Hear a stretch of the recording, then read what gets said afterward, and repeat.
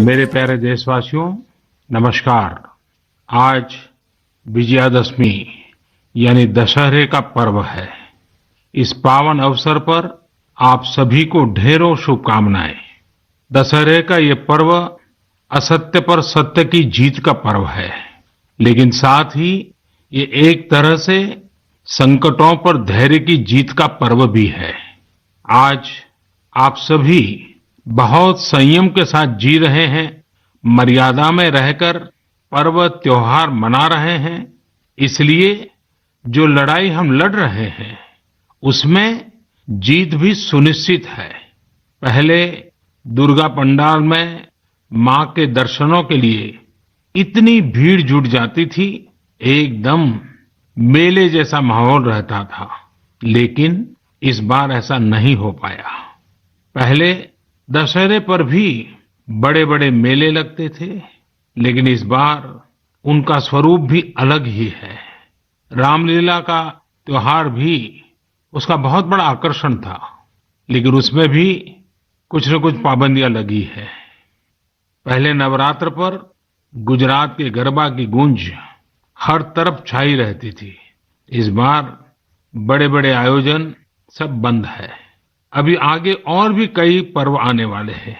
अभी ईद है, शरद पूर्णिमा है, वाल्मीकि जयंती है, फिर धनतेरस, दिवाली, भाई दूज, छठी मैया की पूजा है, गुरु नानक देव जी की जयंती है।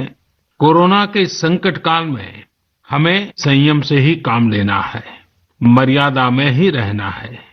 साथियों, जब हम त्योहार की बात करते हैं, तैयारी करते हैं, तो सबसे पहले मन में यही आता है कि बाजार कब जाना है, क्या क्या खरीदारी करनी है।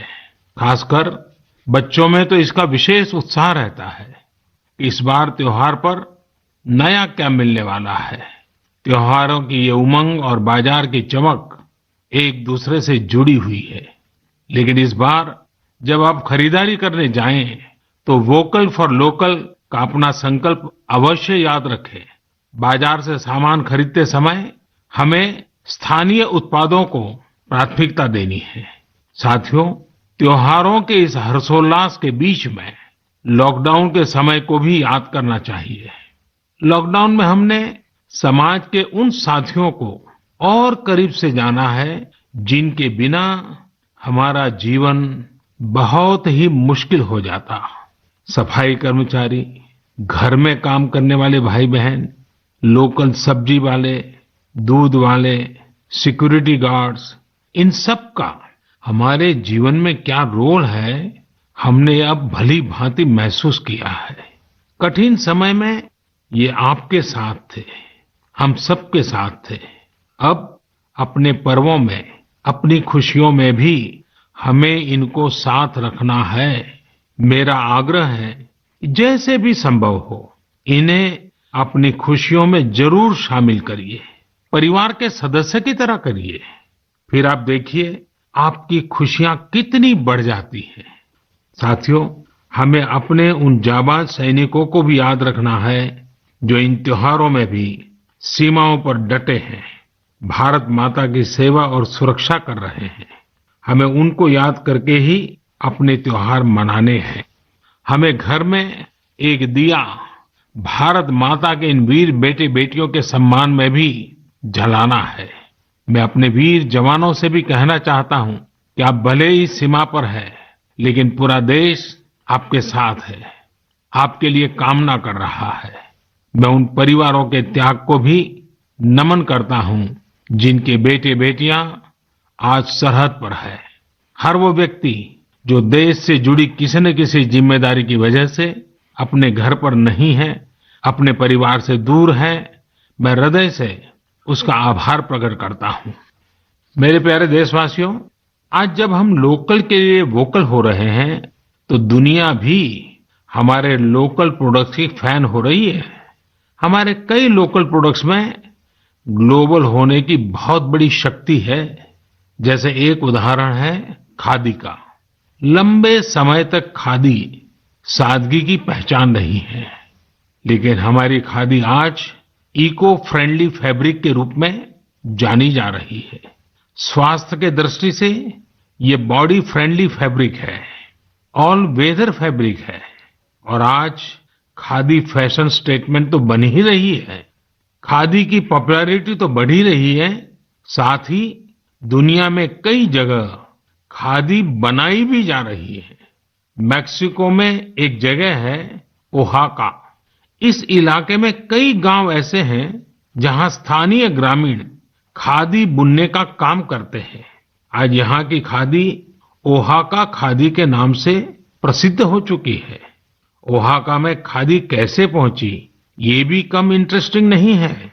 दरअसल मेक्सिको के एक युवा मार्क ब्राउन ने एक बार महात्मा गांधी पर एक फिल्म देखी। ब्राउन ये फिल्म देखकर बापू से इतना प्रभावित हुए कि वो भारत में बापू के आश्रम आए और बापू के बारे में और गहराई से जाना समझा। तब ब्राउन को एहसास हुआ कि खादी केवल एक कपड़ा ही नहीं है, बल्कि ये तो एक पूरी जीवन पद्धति है। इससे किस तरह से ग्रामीण अर्थव्यवस्था और आत्मनिर्भरता का दर्शन जुड़ा है, ब्राउन इससे बहुत प्रभावित हुए। यहीं से ब्राउन ने ठाना कि वो मेक्सिको में जाकर खादी का काम शुरू करेंगे। उन्होंने मेक्सिको के ओहाका में ग्रामीणों को खादी का काम सिखाया, उन्हें प्रशिक्षित किया और आज ओहाका खादी एक ब्रांड बन गया है।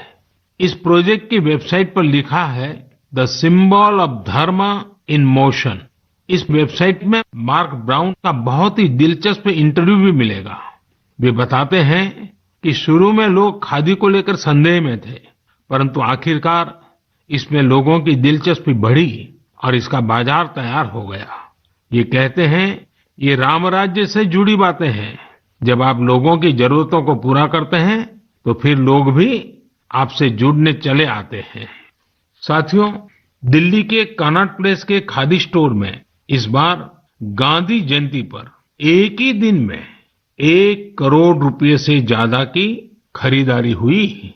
इसी तरह कोरोना के इस समय में खादी के मास्क भी बहुत पॉपुलर हो रहे हैं। देश भर में कई जगह सेल्फ हेल्प ग्रुप्स और दूसरी संस्थाएं खादी के मास्क बना रहे हैं। यूपी में बाराबंकी में एक महिला है सुमन देवी जी। सुमन जी ने सेल्फ हेल्प ग्रुप की अपनी साथी महिलाओं के साथ मिलकर खादी मास्क बनाना शुरू किया। धीरे धीरे उनके साथ अन्य महिलाएं भी जुड़ती चली गई। अब वे सभी मिलकर हजारों खादी मास्क बना रही हैं। हमारे लोकल प्रोडक्ट्स की खूबी है कि उनके साथ अक्सर एक पूरा दर्शन जुड़ा होता है। मेरे प्यारे देशवासियों, जब हमें अपनी चीजों पर गर्व होता है तो दुनिया में भी उनके प्रति जिज्ञासा बढ़ती है। जैसे हमारे आध्यात्म ने, योग ने, आयुर्वेद ने पूरी दुनिया को आकर्षित किया है। हमारे कई खेल भी दुनिया को आकर्षित कर रहे हैं। आजकल हमारा मलखम्ब भी अनेकों देशों में प्रचलित हो रहा है। अमेरिका में चिन्मय पाटणकर और प्रज्ञा पाटणकर ने जब अपने घर से ही मलखम्ब सिखाना शुरू किया था तो उन्हें भी अंदाजा नहीं था कि इसे इतनी सफलता मिलेगी। अमेरिका में आज कई स्थानों पर मलखम्ब ट्रेनिंग सेंटर्स चल रहे हैं। बड़ी संख्या में अमेरिका के युवा इससे जुड़ रहे हैं, मलखम्ब सीख रहे हैं। आज जर्मनी हो, पोलैंड हो, मलेशिया हो, ऐसे करीब 20 अन्य देशों में भी मलखम्ब खूब पॉपुलर हो रहा है। अब तो इसकी वर्ल्ड चैंपियनशिप भी शुरू की गई है, जिसमें कई देशों के प्रतिभागी हिस्सा लेते हैं। भारत में तो प्राचीन काल से कई ऐसे खेल रहे हैं जो हमारे भीतर एक असाधारण विकास करते हैं, हमारे माइंड बॉडी बैलेंस को एक नए आयाम पर ले जाते हैं। लेकिन संभवतः नई पीढ़ी के हमारे युवा साथी मलखम्ब से उतना परिचित न हो। आप इसे इंटरनेट पर जरूर सर्च करिए और देखिए। साथियों, हमारे देश में कितनी ही मार्शल आर्ट्स है। मैं चाहूंगा कि हमारे युवा साथी इनके बारे में भी जाने, इन्हें सीखें और समय के हिसाब से इनोवेट भी करें। जब जीवन में बड़ी चुनौतियां नहीं होती हैं, तो व्यक्तित्व का सर्वश्रेष्ठ भी बाहर निकलकर नहीं आता है। इसलिए अपने आप को हमेशा चैलेंज करते रहिए। मेरे प्यारे देशवासियों, कहा जाता है लर्निंग इज ग्रोइंग। आज मन की बात में मैं आपका परिचय